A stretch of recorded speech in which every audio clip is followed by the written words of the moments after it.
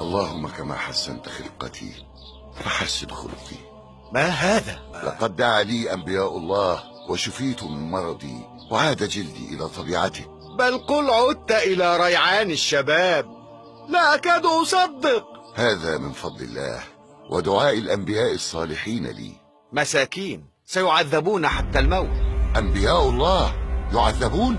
من قال هذا؟ هذا قرار الملك أنطيخوس، وقائده مسقول يبحث عنهم الآن. يجب أن أسعى لأمنعهم من عمل ذلك.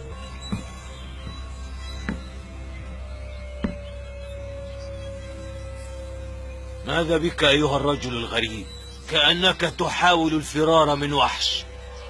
بل أحاول الفرار مما هو أشد وأصعب، عذاب الآخرة. عما تتحدث؟ صوتك يشبه صوت النجار حبيب.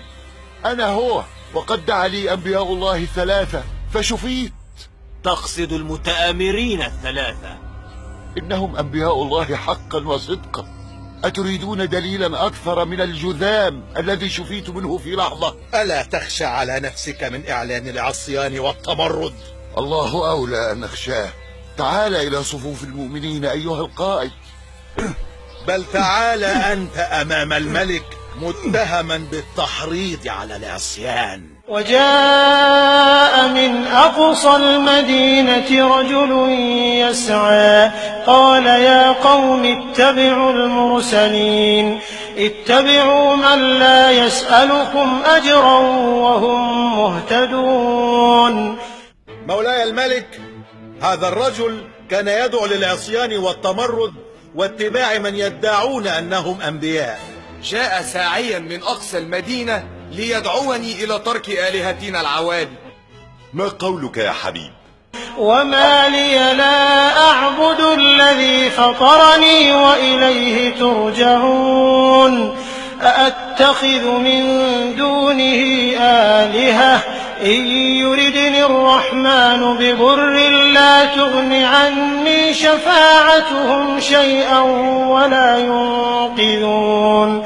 إني إذا لفي ضلال مبين. إني آمنت بربكم فاسمعون. يحكم على المتهم بالموت ضربا بالأقدام.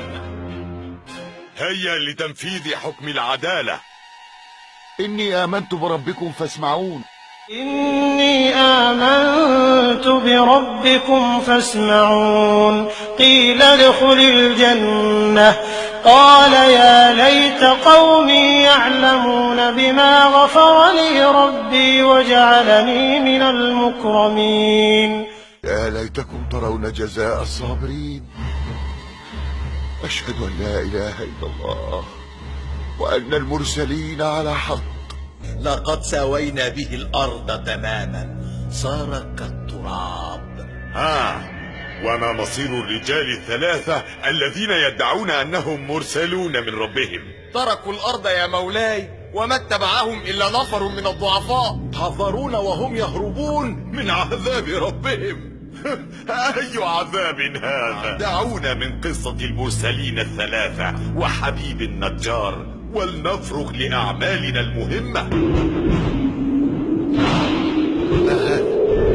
غابت الشمس فجأة. وما أنزلنا على قومه من بعده من جند من السماء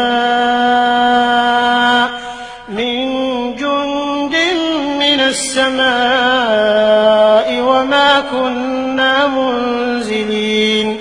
إن كانت إلا صيحة واحدة فإذا هم خامدون.